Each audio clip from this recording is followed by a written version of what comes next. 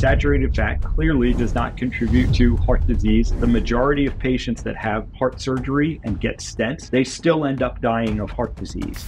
But it has effects on the heart. Dr. Philip Ovadia, the world-renowned heart surgeon, a best-selling author of Stay Off My Operating Table. He knows the cure for heart disease. And it starts with diet. The vast majority of what I do is preventable. We can deal with insulin resistance, which is really the main underlying driving factor of heart disease, or we can deal with your insulin resistance by me opening up your chest and performing this majorly invasive surgery. Most patients aren't really given that choice. The vast majority of people who end up taking statins don't benefit from doing so. Even if your LDL cholesterol level is high, that may not be problematic if you have the right type of LDL cholesterol. The heart really prefers ketones if they're available. Let's play a game, which is this food going to help my heart or destroy my heart? The first one is eggs. Eggs I would definitely put in the helping your heart category. An apple a day keeps the doctor away. True or false? Apples are probably one of the worst fruits that we can incorporate. Many of us grew up hearing that we needed to use margarine instead of butter. I say that may have been one of the biggest mistakes around medicine and nutrition. Do certain vaccines affect the heart? I would say that that's an unanswered question, but there certainly is concern. Imagine you know somebody that has had heart failure at age 38. Well, that was one of Dr. Ovadia's patients, and her heart failure was completely preventable.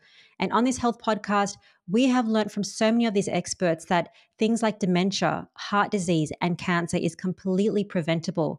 And that's our mission, to share this with as many people as possible. And you can help with this mission by hitting that subscribe button. This will allow more people to hear this message, to hear this episode with Dr. Ovadia, and hopefully save someone's life. Thank you. Dr. Ovadia, welcome. Great to be here with you again, Rena. When it comes to heart disease, that is one of the biggest killers worldwide. And Dr. Ovadia, as a heart surgeon, you've done over 3,000 heart surgeries. And even you say heart disease and heart attacks are 100% preventable if we do the right things that you outline in your book, Stay Off My Operating Table. In this episode, we're going to make sure that you're never on Dr. Ovadia's operating table. We're going to talk about the warning signs of a heart attack before it happens, the 5 metabolic markers that you need to know, and some certain healthy foods that we're eating every day that could lead to a heart attack. But Dr. Ovadia, my first question, how common is heart disease? Yeah, so heart disease is very common here in the United States and worldwide. It is the #1 killer. To give you an idea, here in the United States, someone has a heart attack approximately every 40 seconds of the day. Someone in the United States has a heart attack. Probably in their lifetime, your chance of being affected in some way by heart disease is 50% essentially. One out of 2 people will have some heart disease. That may not be heart disease that kills you, but it's still going to affect your life. Heart surgery is one of the most commonly performed surgeries here in the U.S., worldwide as well. Just got out of another surgery a little while ago, and I remain a very busy heart surgeon. But as you mentioned, the vast majority of what I do is preventable. And if people were educated with the right information, and if we were able to change the environment around them, and that especially means the food environment around them, I think we could wipe out heart disease essentially pretty quickly. And the evidence for that is that heart disease was a very rare disease prior to about 100 years ago. Again, here in the U.S., we have the reports from the leading physicians at the end of the 1800s and the early 1900s, and they would report, essentially everything they saw during their careers. And heart disease was very rare. And it was only, throughout the early 1900s that it started to increase, and then accelerated throughout the, 1950s, 1960s, certainly really came to a crisis point here in the United States and remains that way today. So you mentioned that you just came out of a surgery. As a heart surgeon, what are the main surgeries that you're performing every day? Yeah, so the most common procedure I do is what's called a coronary artery bypass surgery. And what this means is that someone has developed significant blockages in the arteries of the heart. So these are the arteries that are actually supplying the blood to the heart itself. People, might be a little confused by this. They might say, well, the heart is filled with blood all the time. Why does it need, its own blood supply? But, the heart is a muscle and it needs blood, and it can't really absorb the blood that is inside of it.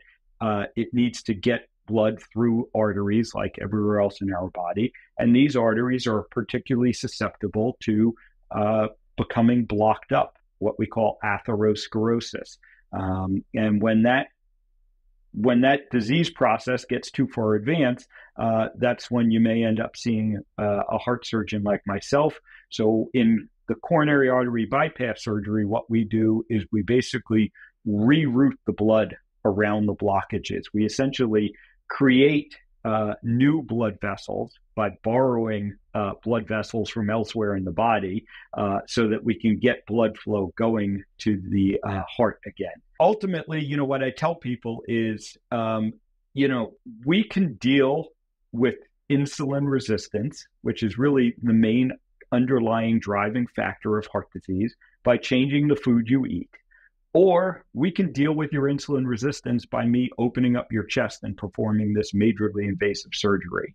And when you put it that way, for most people, the choice is obvious.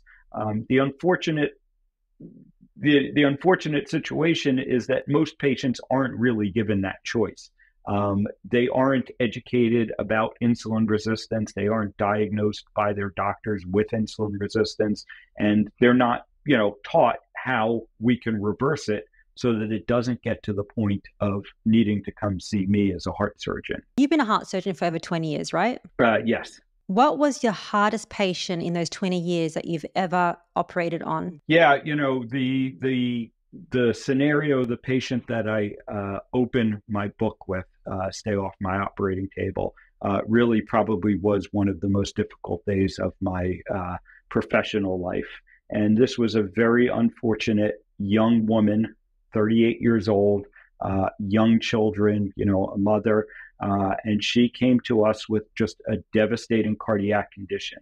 It's not the routine, that we were just talking about. It's a condition called aortic dissection, which means that the blood vessel leading out from the heart, the aorta, had torn. And because of the way it tears, it can compromise the blood flow to the entire body, but most essentially to the brain and to the organs in our abdomen. And it's a surgical emergency. Many people die from it, and it's a devastating condition. And despite, those surgeries can be quite long. And my team and I worked on that lady for over 10 hours. But unfortunately, we were unable to save her life. And, having to go out and talk to this family, including, her young children, and try and explain to them that, their mother didn't survive surgery, was really one of the most difficult things I have to do as a surgeon. And on that day, it was, I think, particularly difficult because I had already gone through my own transformation, lost weight and recognized the importance of metabolic health, and was recognizing, how metabolic health, insulin resistance are the keys to preventing heart disease. And so I knew, perhaps I realized for the first time, when something like this occurred, that it really was completely preventable.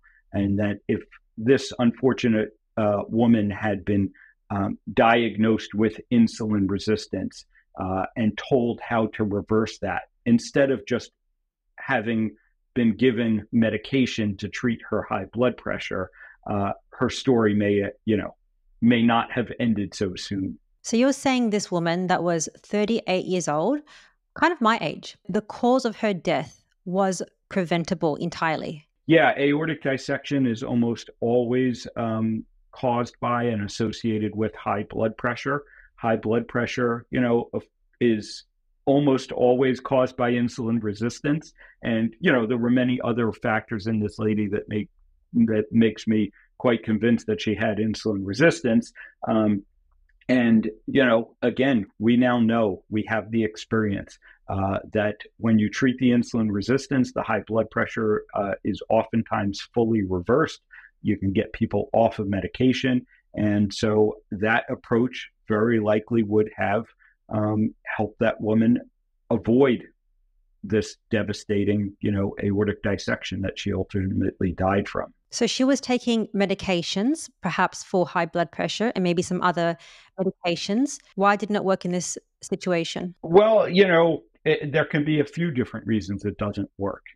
Sometimes patients aren't compliant with taking the medication. And oftentimes that's because the medications have side effects that make them not want to take it. But sometimes patients, for whatever reason, just don't take the medicines, and therefore, obviously, it's not going to help. And other times, the problem isn't properly responsive to medications. Perhaps the medications haven't been managed as aggressively or as they could have been or should have been. But ultimately, I think the medications really fail because they don't address the underlying root cause. We're trying to treat the end effects, and we can have much bigger impact on these diseases when we actually address the root cause of the disease. And that's exactly what you did with your own life. You addressed the root cause because you weren't a very healthy heart surgeon for a long time. Tell us more about that and how you changed. Yeah. So, for the first half of my career as a heart surgeon, I, like you said, was very unhealthy. I had reached the point that I was morbidly obese. I was pre-diabetic, and I was destined to end up on my own operating table, so to speak. I was following that same path that so many of my patients had followed. And, like so many of them, I was at a loss. I didn't know what to do because I was trying to follow the advice that I had been educated to give.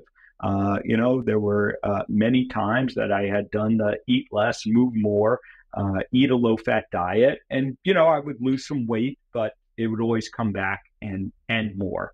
And it was only when I, started focusing on insulin resistance, metabolic health, adopted a low carbohydrate diet, that I was able to lose the weight, maintain the weight loss now going on 8 years.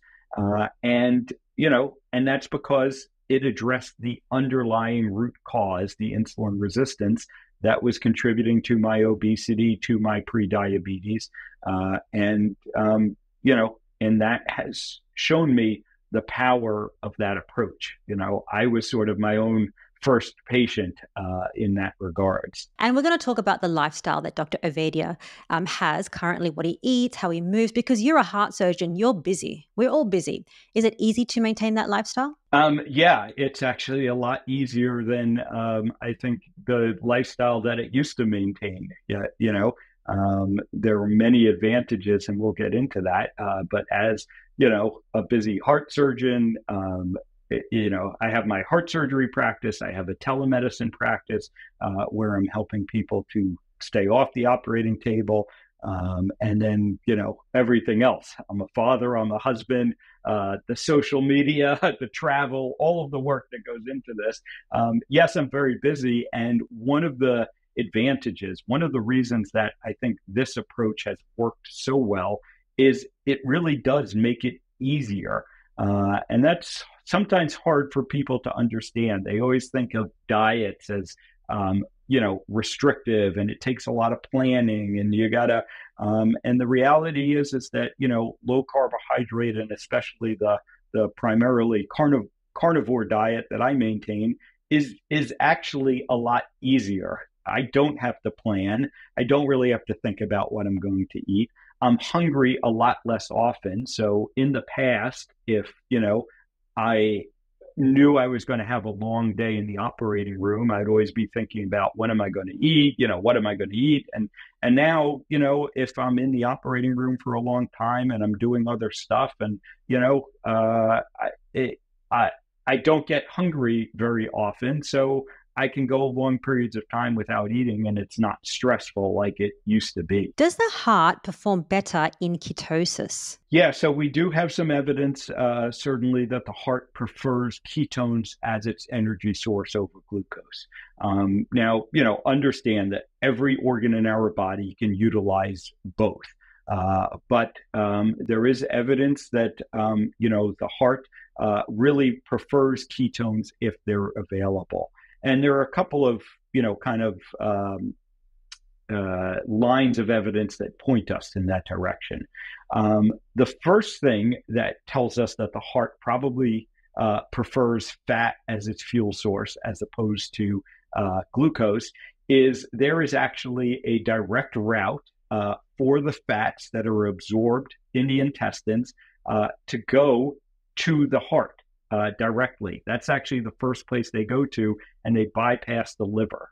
This is through a structure called the thoracic duct. So, fat kind of that gets absorbed gets to our heart first and foremost. There have been studies done on people with weak hearts, with what we call heart failure. And both animal studies and some, human data that I admit is limited, but there has been benefits shown to being in ketosis or supplementing with ketones, exogenous ketones, for people that are in heart failure and in animal models of heart failure. So it does seem like the heart works better when it's running on ketones as opposed to glucose. As Dr. Ovadia mentioned, the heart and the body performs best in ketosis. And a great way to get into ketosis is to follow a carnivore diet. So if you're thinking about trying a carnivore diet, or maybe you're on carnivore, having like-minded people around you is so important. And also having carnivore doctors that understand this nutritional approach is critical to your success. And that's why I have partnered with Go Carnivore. Every week we have your favorite carnivore doctors like Dr. Sean Baker, Dr. Elizabeth Bright, and Dr. Kiltz. We also have carnivore coaches, fat loss challenges, meal plans, and a list of over 800 carnivore and keto doctors to help support you. To learn more, just go to gocarnivore.com. What causes the heart to not work well? What destroys the heart and causes the atherosclerosis or the heart disease? Yeah, exactly. So atherosclerosis is the primary form of heart disease, and the primary cause of heart failure is the consequences of that. The medical term for it is ischemia, meaning that the muscle is not getting enough oxygen to do what it needs to do. And so, atherosclerosis is the primary cause of heart disease, and the underlying root cause of atherosclerosis is insulin resistance and inflammation. And, this has been demonstrated many, many times over decades of research.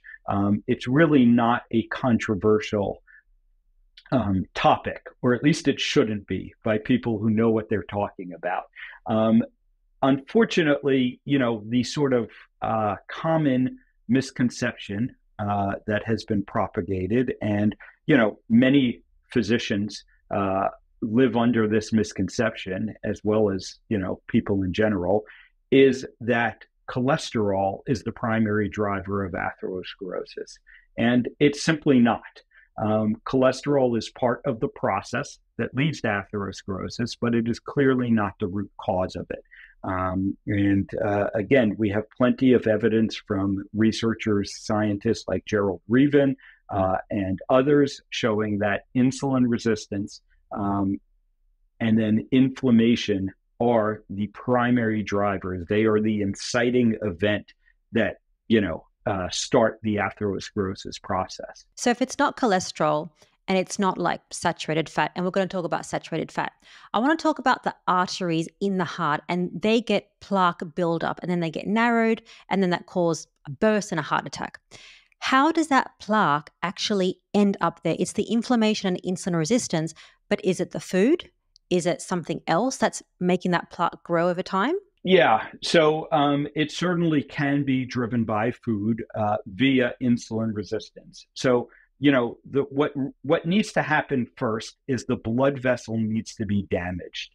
There are a number of things that can lead to damage to the blood vessel. It's actually the lining of the blood vessel, what we call the endothelium, that gets damaged. So we know, for instance, that high glucose, high sugar concentrations in the bloodstream are damaging to the endothelium. And that's one of the primary drivers. There are other things that can cause damage, things like, we know that smoking, for instance, is strongly associated with atherosclerosis, and it's because many of the chemicals in cigarettes that get into the bloodstream are damaging to the blood vessels. Other things that cause inflammation are going to,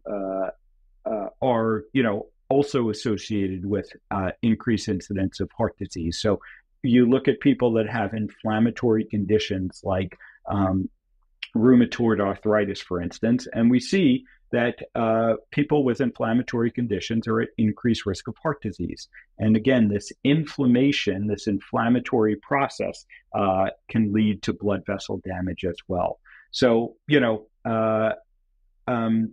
and one other that I'll throw in there is kind of mechanical stress on the blood vessels. So when people have high blood pressure, that sort of extra mechanical stress on the blood vessel can be damaging in and of itself. So those are probably the biggest, factors. But again, you need to have damage to the blood vessel first before this atherosclerotic plaque process can begin. And is heart disease genetic? Are we born with it? Not the common form of heart disease. And I do want to, put a little caveat on this whole conversation that there are many forms of heart disease. When we're talking about atherosclerosis, no, we're certainly not born with it. Are there certain genetic features that might make some people more, susceptible to it? Yes, there certainly are. But even if you have those genetic characteristics that might make you susceptible to it, your habits are still going to be the major determinant of whether or not you end up getting it. I do not believe, and I've never seen evidence, that there are people who are just absolutely genetically determined that they are going to develop atherosclerosis. And we can even look at something that many doctors would think makes heart disease inevitable, a genetic condition called familial hypercholesterolemia. So these are people that are born with genetic alterations, we'll call it, defects maybe, in the way that their body metabolizes cholesterol. And they end up with very high cholesterol levels, usually from very early on in life, from birth even. And when you look at those people, not all of them develop heart disease. Some of them do, and they certainly, develop heart disease earlier in some cases than, on average. But even those people are not predetermined that, no matter what they do, they're going to develop heart disease. They can still, make changes in their habits that will minimize their risk of developing heart disease. Let's talk about the 5 metabolic markers that you talk about in your book that is going to tell someone if they're going to get a heart attack or heart disease.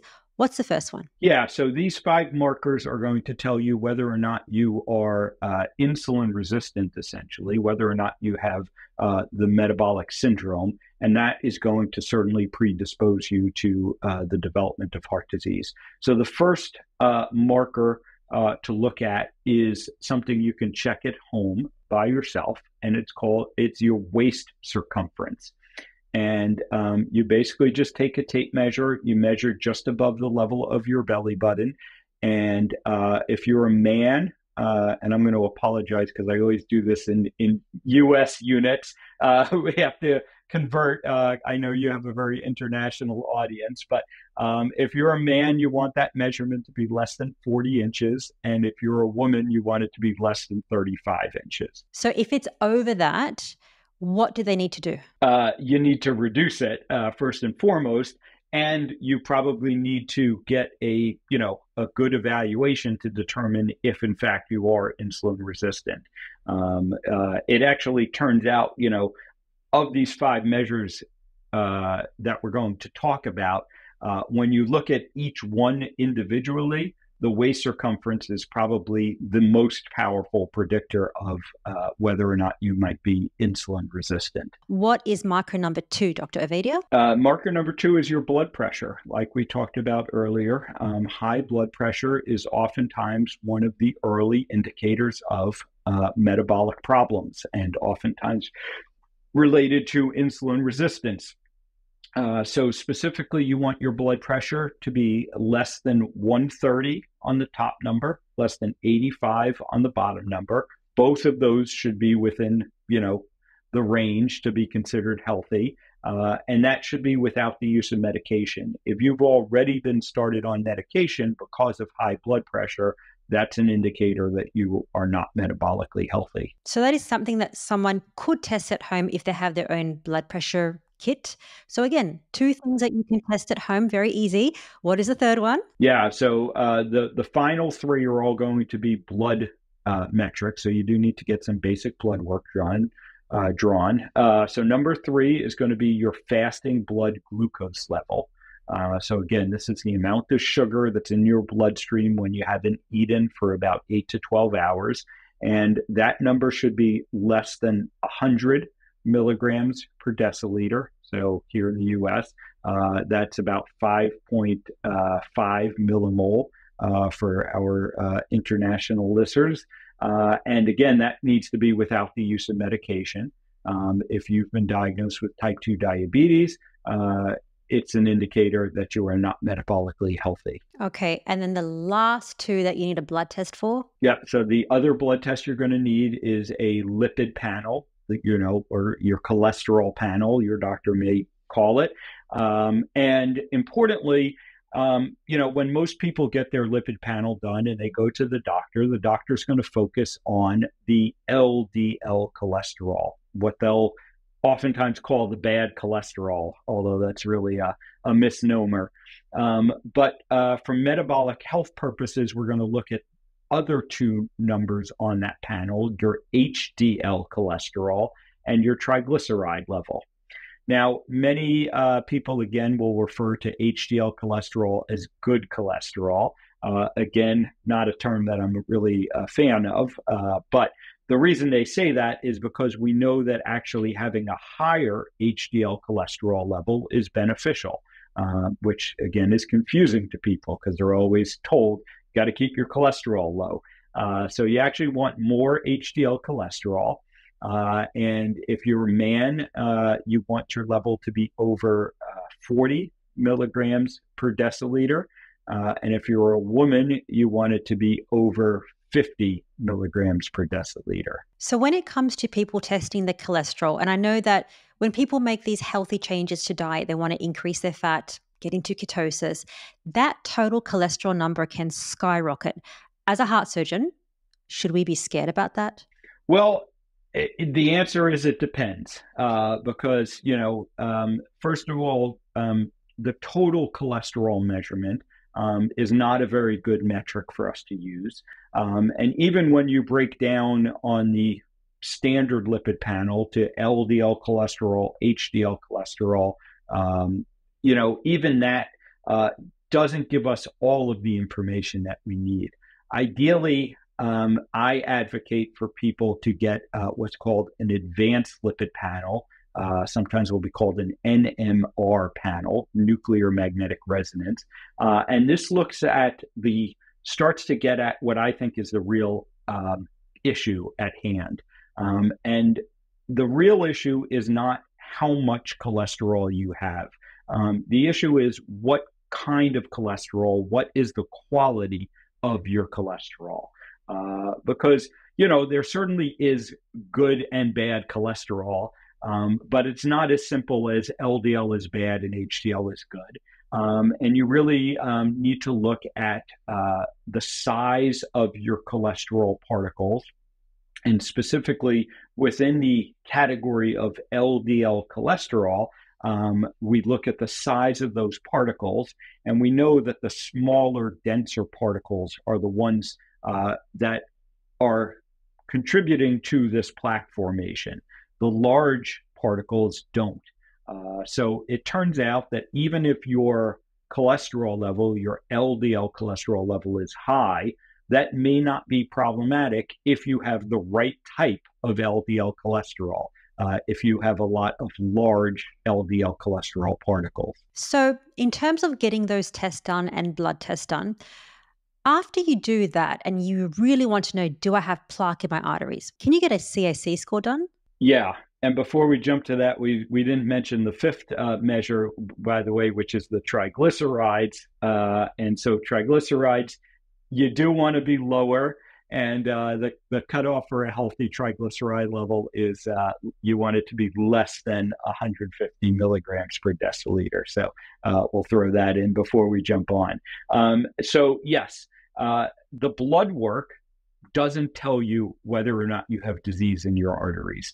The blood work can just give us some indications about, whether you may have the risk factors that contribute to plaque formation. But ultimately, if you want to know if you have disease in your arteries, you need to look at your arteries. And the best way to do that from a screening standpoint is the coronary artery calcium scan that you mentioned. So the coronary artery calcium scan is a non-invasive test. It's an X-ray type test. We do what's called a CT scan, a CAT scan, and takes 5 minutes. They don't need to put an IV in you. They don't need to give you dye or anything like that. So it's very non-invasive, very quick and easy to do. And that is a great screening test to give you an indication about whether or not you have plaque forming in your arteries. So when do you think it's right for somebody to do a CAC score versus looking at those other 5 metabolic markers of insulin resistance leading to heart disease? Yeah, so I think I don't think it's one or the other. I think they go together. And the reason I say that is because the coronary artery calcium scan is going to show you the status of your arteries today. Do you have plaque? Do you not have plaque? How much plaque do you have? The blood markers, and I certainly would go beyond those 5 basic ones, but the blood markers in general are going to give you an idea of, are you at risk of more plaque forming or starting that plaque formation process in the future? So you do want to look at both. In terms of when is the right time to get your first coronary artery calcium scan, it's going to depend on a few factors. In general, I tell people that for men, probably around 40 years old. For women, probably around 50 years old. Women tend to kind of lag behind by about a decade from men in the development of heart disease. And that has to do with some of the hormonal changes. But that's a general rule that I give people. Now, if you, for instance, have a strong family history, if you have reason to believe you may be at increased risk, like, you've gotten those tests done and you found out that you're not metabolically healthy or you're insulin resistant, if you have diabetes, if you've been a smoker in the past, those are all reasons that you might want to get a coronary artery calcium scan even earlier. Ultimately, the earlier we figure out that you have plaque forming, the better chance we have of intervening before it gets to that advanced point that, now you've had a heart attack, or, now you're coming to see me as a heart surgeon because you might need bypass surgery. So if somebody goes and sees their doctor and they have some risk factors for heart disease, but they haven't had a heart attack, nothing has happened, the doctor puts them on a low dose statin or a statin. What do you think about that? Yeah, I think that's a incomplete approach at best, and it may be looking at the wrong problem. So again, we go back and we show that insulin resistance, inflammation, these are the root cause of heart disease. And you need to have damage being done to your blood vessels before the cholesterol can become problematic. So there are a couple of problems I have with the, just take a statin approach. Number one is we know that the vast majority of people who end up taking statins don't benefit from doing so. It's just, it's been shown over and over again. And so what I prefer is that we take a more targeted approach. We figure out who are the people that, are at highest risk and may actually benefit from taking the statin. And these are going to be people that have, insulin resistance, inflammation, and they have a large amount of the wrong type of cholesterol, those small, dense LDL cholesterol particles that we talked about. Now, even for those people, we have to understand that while statins reduce the overall cholesterol level in most patients that take them, they do a worse job of reducing the small, dense particles that are causing the problem in the first place than reducing the large, fluffy particles that really weren't causing the problem in the first place. So that's one of the problems with taking statins. The other issue is if you go to your doctor and, you truly are at risk of heart disease and they give you a statin, yes, that's going to lower your cholesterol some, and maybe that lowers your risk of heart disease slightly, but it doesn't address the underlying problem. It doesn't address the insulin resistance. And in fact, over the long term, taking statins may worsen insulin resistance. So that's another problem I have with the statin approach. So I'd rather you get a more comprehensive evaluation. You figure out if you're insulin resistant. And if you are, you address that insulin resistance, and that is really going to be the most powerful way that we can prevent heart disease ultimately. So what about somebody that has had an event, a heart attack, or any heart problem, and then the doctor prescribes them with SARB, which is a statin, a beta blocker, aspirin, and an ACE inhibitor? When they make changes to their diet, because I see this over and over when people do carnivore and keto and a ketogenic diet, and then they say, I'm feeling better. Do I have to keep taking this after I've had a heart problem? When can they go off those medications? Yeah, this is when you really need to have a practitioner who understands all this and can help guide you through this, because there is no blanket answer. Ultimately, if you've truly reversed your insulin resistance, then there's a good chance that those medications aren't going to be of any benefit to you. But, this isn't something that that people really should be doing on their own, especially if you already have heart disease. That's when you really need to find a good practitioner, who understands what heart disease is and how we can effectively stop it from getting worse. So I end up working with a lot of patients that already have heart disease of some form. Maybe they've had a CAC scan that's abnormal. Maybe they've already had a heart attack or a stent, or even bypass surgery. And, all of that, putting in stents, doing bypass surgery, it still doesn't address the underlying cause. I'm very clear with my patients these days, my heart surgery patients these days, that listen, I'm going to do this operation. It's going to improve your current situation. It's going to hopefully, mitigate the risk of you having a heart attack soon, and it's going to improve your symptoms. It is going, it has been shown in studies when it's applied properly to extend life. but it doesn't address the reason that you got heart disease in the first place. And if we don't address the reason that you got the heart disease in the first place, we're going to have more trouble down the line. The unfortunate reality is that the majority of patients that have heart surgery and get stents, they still end up dying of heart disease. They die later than they would have without the stent or the surgery, but they still end up dying of heart disease because we haven't addressed the underlying root cause. So you got to find a good practitioner who can guide you through this. And, like I said, if the only answer that your cardiac doctor has for you on how I can reduce my risk is just take the medicine, you want to find another doctor, because taking the medicines don't address the underlying root cause. Do certain vaccines affect the heart?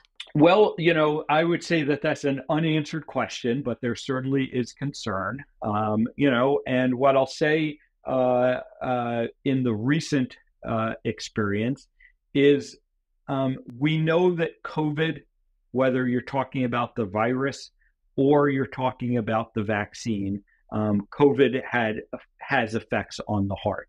And in particular, there's concern that the spike protein of the COVID virus may be contributing to inflammation in the heart, accelerated atherosclerosis. So, we've certainly seen reports of people, that had no evidence of heart disease, and either they got COVID or they got the COVID vaccine, and, they seem to have this accelerated atherosclerosis, myocarditis, which is inflammation of the heart muscle itself, was associated, again, with both the vaccine and, the COVID virus itself. Many other viruses, by the way, have also been shown to cause myocarditis. So this wasn't something that was unique to COVID. It just seemed to be perhaps more prevalent with the COVID virus versus other viruses. So there are a lot of unknowns, I'll say, about vaccines and really anything that you're putting into your body. We have to realize that some of these things are not tested as well as I think they could or should be. And especially, again, when we look at the COVID vaccine, for instance, and it was, kind of rushed to market. And, we sometimes, when we do that, we don't pick up on some of these effects that only show up later on. So, I certainly am not going to tell people, don't get any vaccines or don't get certain vaccines. These are all decisions that you need to make, with your doctor, with your medical professional. But we should be open to having that conversation. The thing that concerned me most about the response around COVID and the release of the vaccine, and even today, here we are years later now, and there still isn't the open scientific conversation that needs to occur as to whether or not, we may be seeing problems related to these vaccines. And of course, many very prominent physicians were, kind of deplatformed, suppressed, even punished for bringing up these questions, which are very valid questions. Absolutely. And I think it's important to have the truth because it is our heart and we want to protect it by any means. And that goes into what we should be eating or maybe not eating, because there are certain foods that I think people eat every day that they think, that is definitely healthy. I have to eat this because that's protecting my heart. At least that's what I hear from my mom every day. And I say, no, mom, that's not right.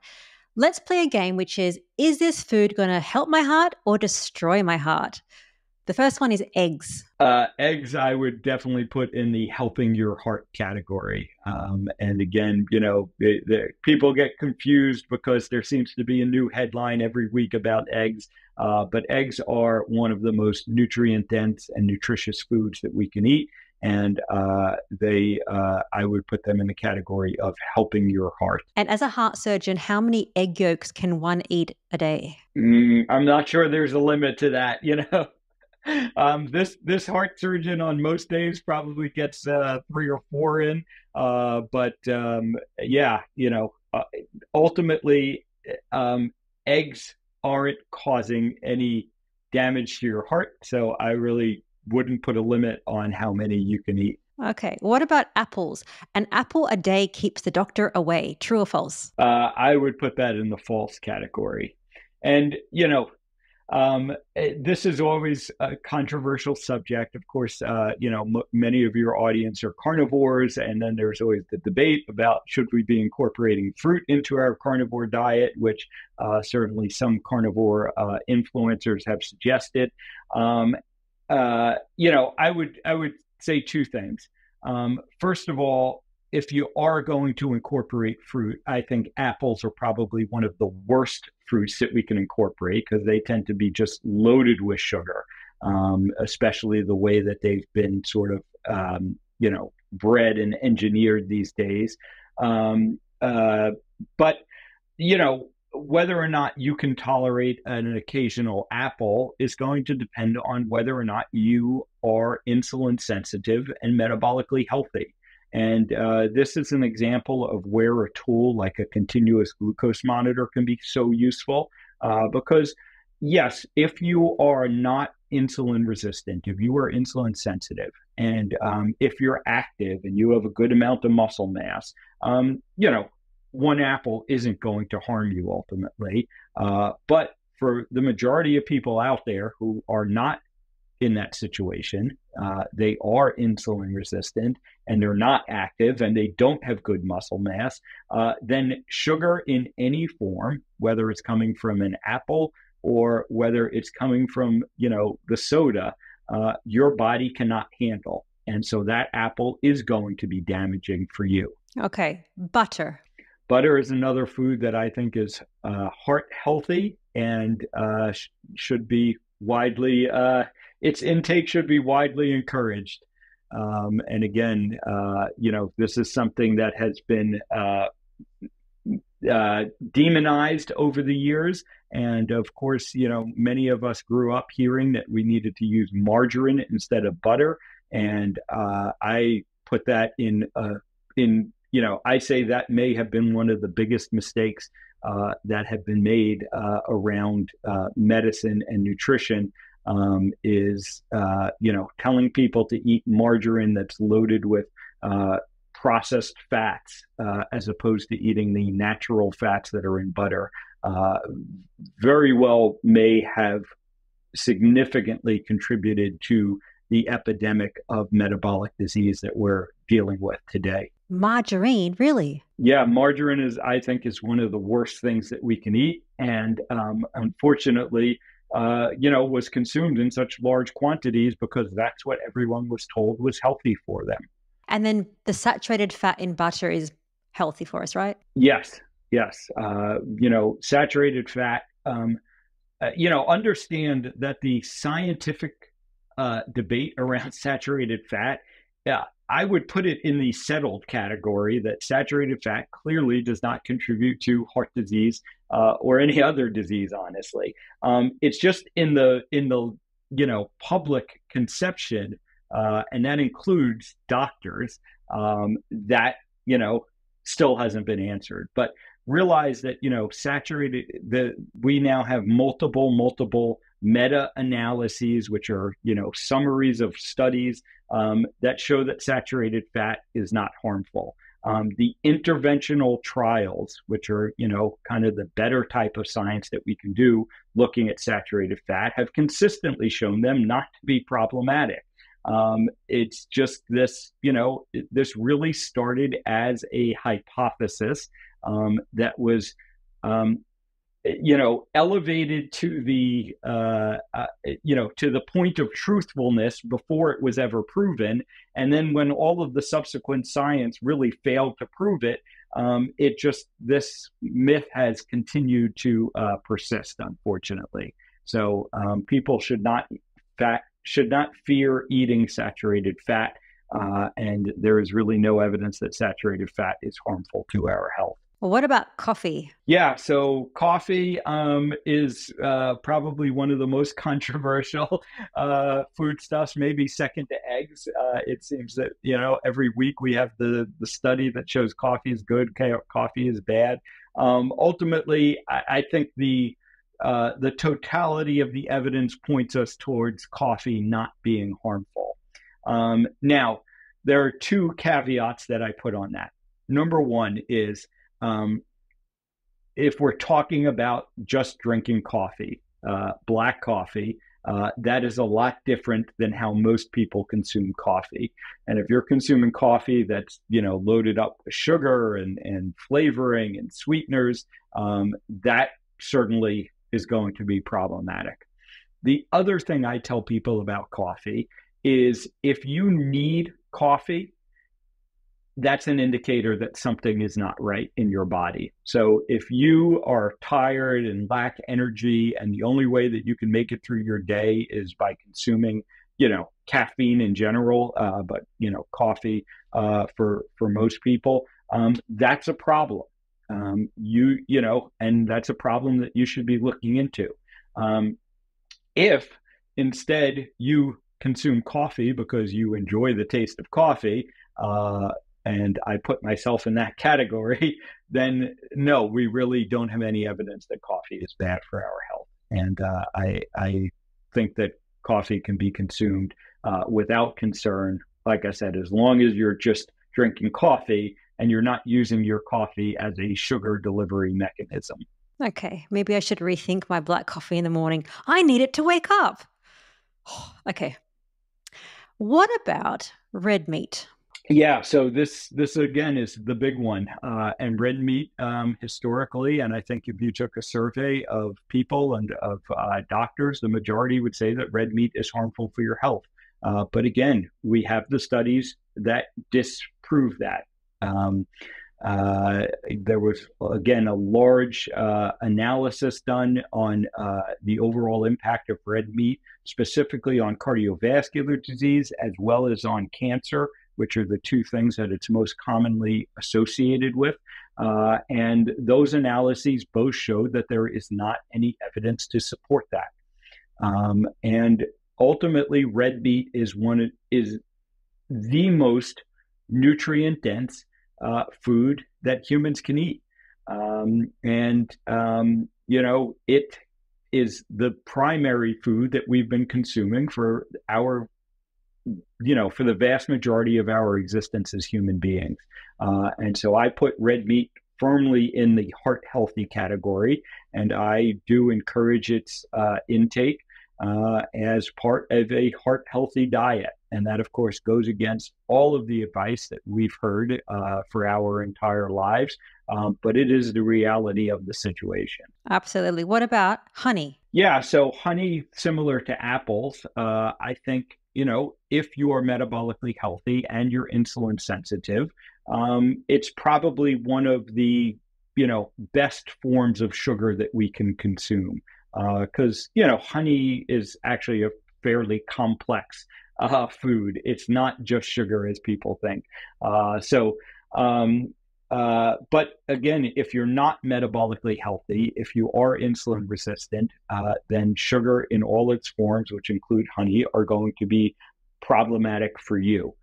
So that's where you need to figure out what your situation is. Again, these are situations that I love using continuous glucose monitors for, because I tell people, if you really want to know, put on a continuous glucose monitor, try the food and see what happens. That is really going to inform us of how your body is handling that food. What about good quality salt? Is that good for people's heart? Yes, I think it is good quality salt. The minerals and electrolytes that are in it, I think, are important to good health. So I do encourage its use. There has, again, this common misconception that, eating too much salt is going to cause your blood pressure to go up. It can contribute to it in the setting of insulin resistance. And the other kind of important thing to understand here is the studies that have shown that have never really looked at pure salt. The vast majority of the salt that people get in their diets, consuming standard Western diets, is salt that is in processed food. So, really, when you look at those studies, it turns out that salt is just really a marker for processed food intake. And the salt that's in processed food is going to be a lot different than your high quality salt that you might be putting on your steak. So I don't discourage good high quality salt intake, but I do discourage salt as part of processed food. Okay, so last one, as a heart surgeon, do you think that plants are trying to destroy our heart and our health? I don't think that plants are trying to destroy our heart and our health. I think that there are problematic aspects of plants. Certain plants might be worse than others. And again, I think this is contextual. Do I believe that carnivore, a plant-free diet is the best approach that we have to good health? Yes, I do. But I don't think that everyone needs to be on a 100% pure carnivore diet. I think there are clearly situations where plants are problematic. And I usually point to, people with autoimmune conditions in particular. I think that people that are not metabolically healthy, again, you have to be careful. The best way to deal with insulin resistance and poor metabolic health is as low as possible carbohydrate, you're keeping your carbohydrate intake as low as possible. And so, many plants contain significant amounts of carbohydrates, and I don't I don't believe there's really any evidence to support this thinking that fiber as a carbohydrate somehow negates its effect, the sort of net carb game that gets played. Not a big fan of that. And so, I don't think plants are going to be harmful to all people. I think they can be harmful to some people. And what I really try and get people to understand, though, is that plants are not essential to the human diet, and they're not essential to health.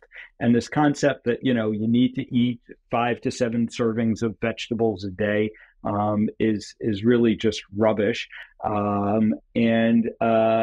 It turns out when you look at the science, what we really have shown about, eating vegetables is that if you're eating a vegetable instead of a processed food, that's going to improve your health. And I wouldn't disagree with that.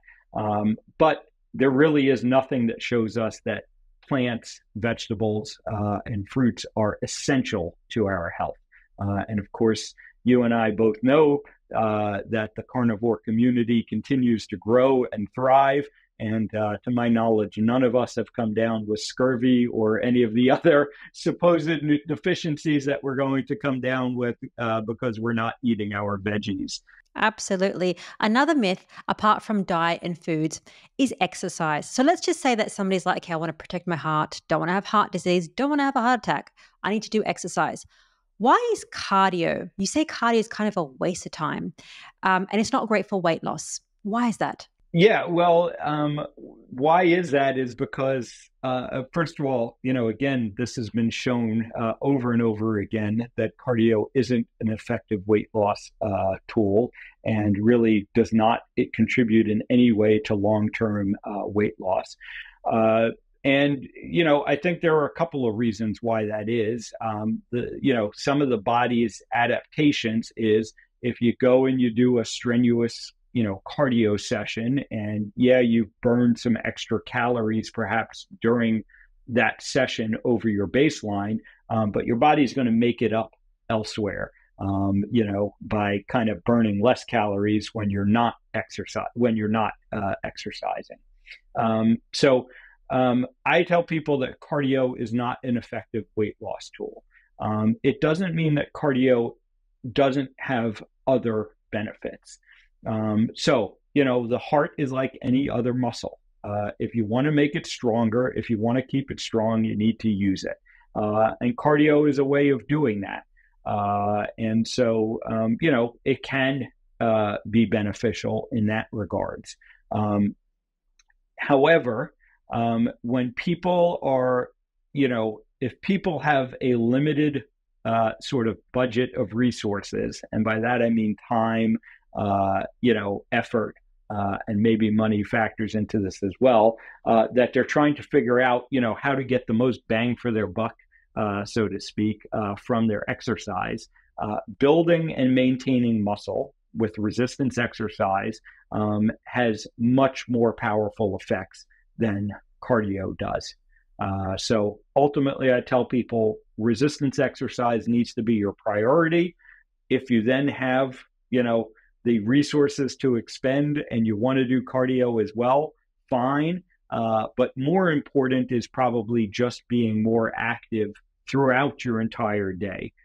Because one of the other mistakes that I see plenty of people making is they'll go to the gym for the hour, they'll do the cardio, treadmill, bike, whatever it is, but then they'll sit around kind of doing nothing the rest of the day.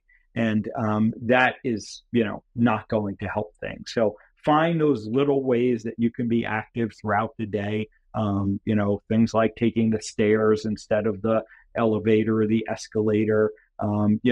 Every hour, if you do have a desk job that you're sitting at your desk, get up every hour and take a 5 to 10 minute walk, around the building or inside your building if maybe the weather isn't conducive. Go up and down the stairs a couple of times. Do something to just get that extra activity sprinkled throughout your day, and that's going to be more effective than dedicated cardio sessions. Absolutely. Very, very simple advice. To end the episode, I wanted to ask about warning signs for people that might be thinking, am I going to get a heart attack? I'm worried.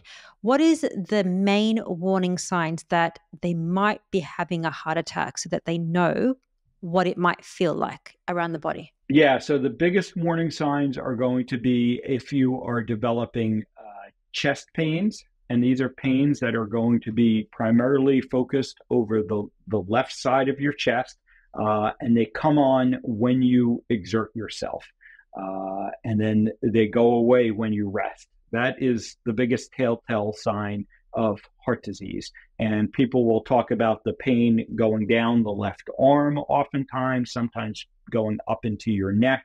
That's the most obvious and concerning sign. Other signs that can go along with heart disease are, getting short of breath when you exert yourself, getting tired more easily when you're trying to exert yourself. These can all be signs of heart disease.